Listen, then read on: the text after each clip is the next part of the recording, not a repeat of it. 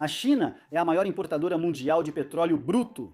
Ela importa mais de 10 milhões de barris por dia, grande parte vinda do Oriente Médio e da África. Esse petróleo não chega por terra.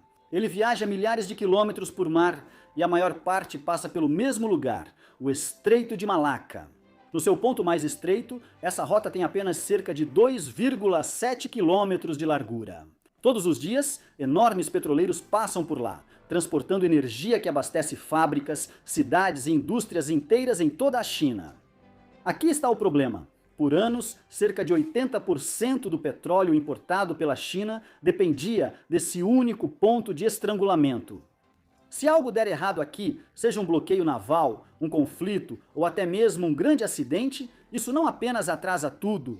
Isso pode afetar diretamente a economia da China. E a China não controla essa rota. O estreito fica entre países como Malásia, Singapura e Indonésia. Ele também está localizado em uma região onde a Marinha dos Estados Unidos mantém uma forte presença. Isso significa que a China depende fortemente de uma rota que não controla, em uma região onde outras potências operam livremente. É isso que os analistas costumam chamar de dilema de Malaca. O fornecimento de energia da China depende de uma única passagem estreita que a própria China não consegue proteger totalmente. Isso levanta uma questão óbvia. O que você faz quando a maior parte do seu suprimento de energia depende de um caminho que você não pode proteger? A resposta da China foi não depender do mar. Em vez disso, ela construiu uma rota completamente diferente, que começa na costa de outro país, atravessa montanhas e terrenos remotos e entrega o petróleo diretamente na China, sem passar pelo Estreito de Malaca. Um sistema de oleodutos de 7 bilhões de dólares atravessando o Myanmar. Mas como exatamente esse oleoduto funciona? E, mais importante, será que ele resolve o problema que a China queria solucionar? Este é o sistema de oleodutos China-Myanmar, desenvolvido principalmente pela Corporação Nacional de Petróleo da China, uma das maiores empresas de energia do país. A ideia é simples no papel: levar petróleo e gás à costa oeste de Myanmar, descarregar e transportar por terra até a China. O ponto de partida fica no porto de Kyaukphyu, na Baía de Bengala.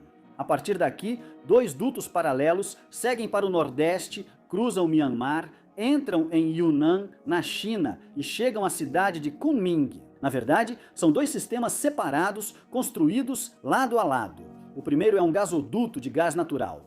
Este entrou em operação em 2013. Ele transporta gás de campos offshore na Baía de Bengala, além de importações de outras regiões. O segundo é um oleoduto de petróleo bruto, que começou a operar em 2017.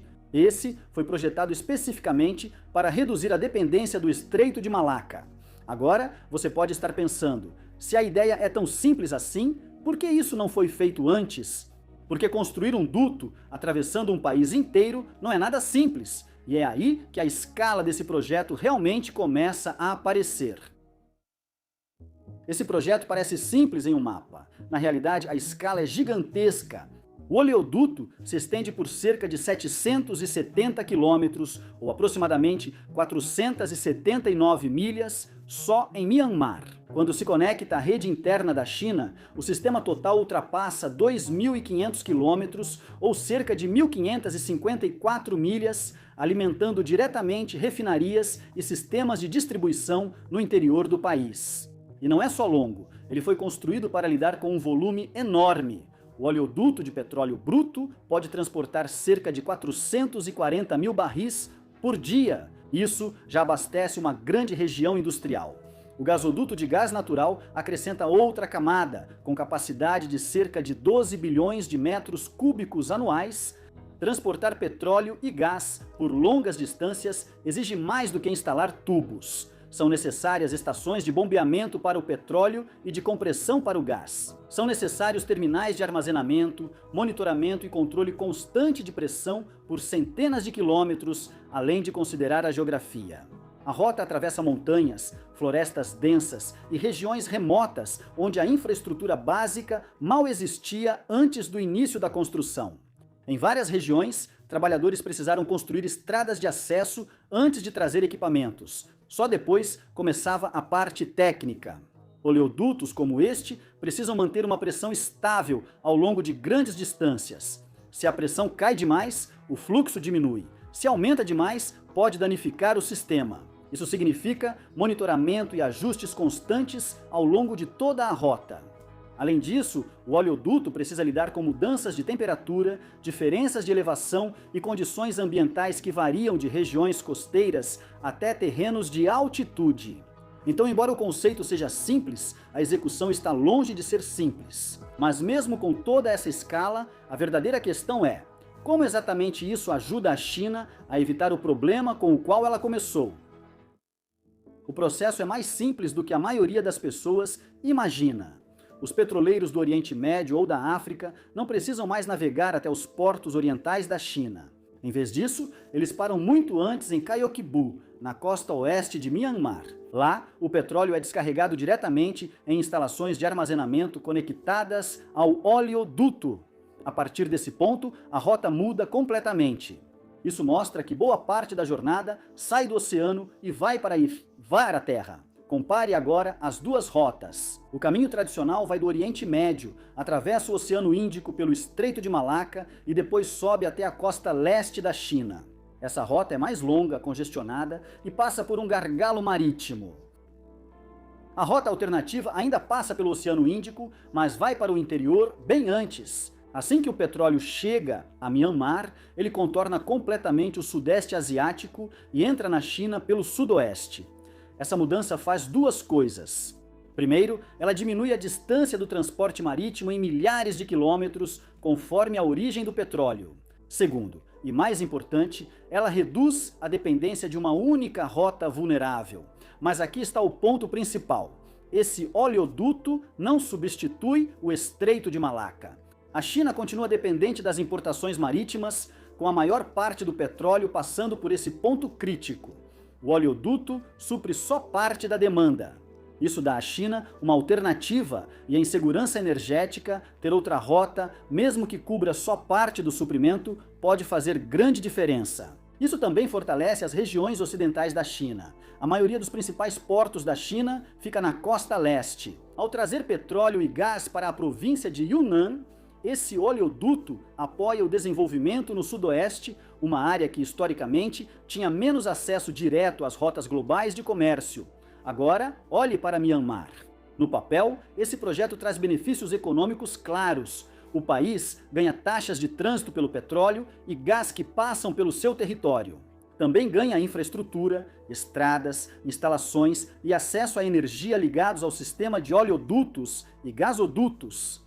Há também investimentos ao redor do porto de Gyeonggi-bu, com planos para zonas industriais que podem criar empregos e expandir a atividade econômica local. Mas a situação não é totalmente positiva. Oleodutos são ativos fixos. Diferente dos navios, você não pode redirecioná-los facilmente. Se algo interromper o oleoduto, seja instabilidade política, conflito local ou sabotagem, o fluxo para imediatamente. E Myanmar não é o ambiente mais estável para um projeto dessa escala. O oleoduto passa por regiões que enfrentaram conflitos e desafios de segurança.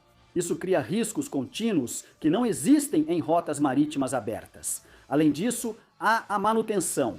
Um oleoduto que se estende por centenas de quilômetros exige monitoramento constante. Vazamentos, problemas de pressão ou falhas técnicas podem interromper operações. Em locais remotos, até reparos simples podem demorar. Então, enquanto o oleoduto evita uma vulnerabilidade, ele introduz outras. Por isso, a China não considerou esse projeto como solução única. Está criando várias alternativas para evitar que um único ponto interrompa seu fornecimento de energia. O oleoduto de Myanmar é uma dessas rotas, mas a China não parou por aí. A oeste, a China construiu um dos maiores corredores de energia terrestres do mundo através da Ásia Central. Gasodutos do Turcomenistão passam pelo Uzbequistão e pelo Cazaquistão antes de entrarem na região de Xinjiang, na China. Essas linhas, conhecidas como linhas A, B e C, juntas fornecem cerca de 55 bilhões de metros cúbicos de gás por ano. Outra expansão, conhecida como linha D, prevê adicionar cerca de 30 bilhões de metros cúbicos por ano. Isso indica que esse corredor pode enviar mais de 80 bilhões de metros cúbicos de gás à China anualmente. Também existe um oleoduto do Cazaquistão para a China, com mais de 2.200 quilômetros, ou cerca de 1.367 milhas, transportando petróleo bruto diretamente por terra. Isso reduz a necessidade de navios e evita completamente os pontos de estrangulamento marítimos.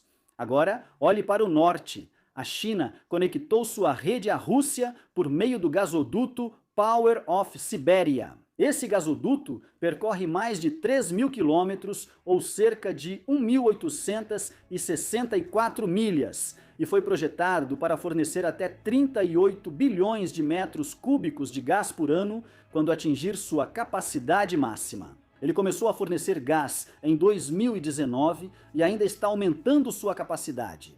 Também existem planos em andamento para uma segunda rota, frequentemente chamada de Power of Siberia 2, que pode adicionar mais 50 bilhões de metros cúbicos por ano se for concluída. Agora, vamos mudar para o sul. A China investiu pesado no porto de Gwadar, no Paquistão, dentro do corredor econômico China-Paquistão. O conceito é semelhante ao de Myanmar. Levar petróleo e outros produtos por mar e depois transportá-los para o interior. Mas a escala do desafio é muito maior. A distância de Gwadar até a região de Xinjiang, na China, é de mais de 3.000 quilômetros e grande parte desse trajeto passa por terrenos de alta altitude, incluindo partes da cordilheira de Karakoram. Construir um oleoduto em grande escala por essa rota é muito mais complexo e é por isso que o progresso tem sido mais lento. Dentro da China, todas essas rotas se conectam a um vasto sistema interno. A China já construiu mais de 100.000 quilômetros de oleodutos e gasodutos internamente. Essa rede liga terminais de importação costeiros, refinarias no interior e zonas industriais, permitindo que a energia se desloque em várias direções, dependendo da demanda. Se mais gás vier da Ásia Central, pode ir para o leste. Se mais petróleo entrar por Myanmar, pode seguir para o norte ou interior do país. Tudo se conecta em um sistema integrado. Agora compare isso com depender de uma única rota, como o Estreito de Malaca. Em determinado momento, cerca de 80% das importações de petróleo da China passavam por essa passagem estreita. Isso cria uma vulnerabilidade séria. Se essa rota for interrompida, milhões de barris por dia são afetados quase imediatamente. Mas, uma vez que existam várias alternativas, a situação muda. Cada uma transporta parte do total. Essa é a estratégia aqui. A China não tenta evitar totalmente o Estreito de Malaca. Ela está garantindo que não seja mais a única opção. E é aqui que o oleoduto de Myanmar se encaixa. Embora transporte menos de 5% das importações de petróleo, isso ainda equivale a centenas de milhares de barris por dia, independentes do mesmo ponto de estrangulamento. Então esse oleoduto não é a solução por si só. Ele faz parte de um sistema muito maior, projetado em torno de uma ideia. Nenhuma rota única deve controlar o suprimento de energia da China. Agora, a pergunta é para você. É melhor criar várias rotas menores do que depender de uma única rota principal? Oleodutos como este realmente podem proteger um país durante um grande conflito ou eles apenas transferem o risco para outro lugar? Conte pra gente sua opinião nos comentários abaixo.